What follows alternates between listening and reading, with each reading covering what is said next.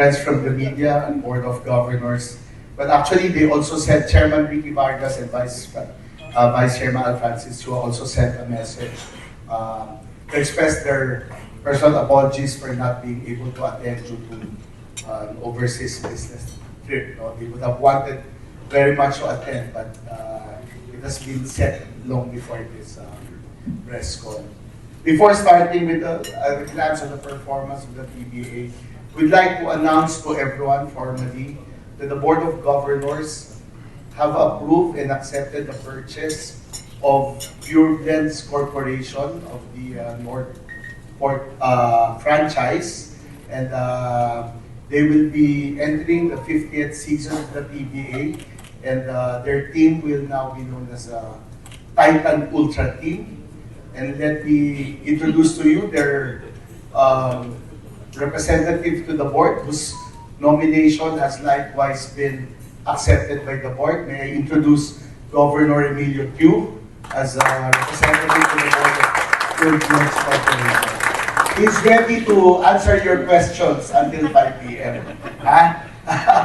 And also likewise in the same meeting, a formal nomination to the post of representative for the Terra Firma franchise has been accepted, and we formally make known that Coach Pido Harencio will now sit as team governor. So thank you for that. Now at a glance, while for circumstances beyond our control, we canceled the All-Star Games, no? But despite of which, the PBA had amassed a revenue of almost 550 million for its operations for season 49, and this translated to around 193 million in net income. We would have probably surpassed, no, our banner year in season 47 of about 200 million, but still we are very lucky. Gate receipts were increased, and it was quite a surprise that even smaller venues provided a huge chunk in gross revenues. We in fact had 2 sold out game days in Inares, in San Mateo, in Montalban.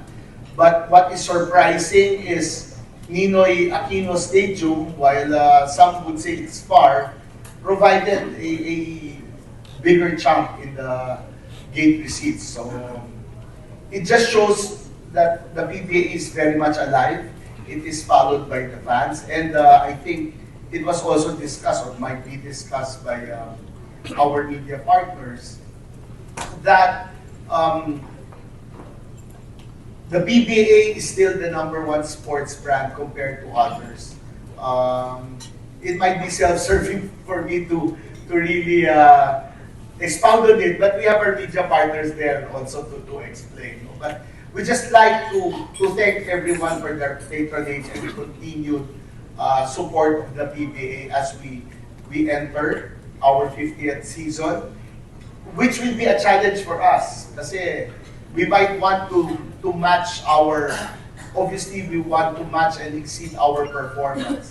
But given the number of celebrations and the number of activities lined up to commemorate a once-in-a-lifetime golden season for the PBA, we will be hard-pressed to make this happen. And we promise still to deliver that brand of basketball that the fans have been watching for the past 49 seasons. So we implore and invite our media partners to partner with us as we celebrate our 50th season, and we look forward to celebrating many milestones ahead. So thank you everyone, and turn over to Commissioner. Anything, Commissioner? Okay. Yeah, thank you very much, Attorney Zuniga.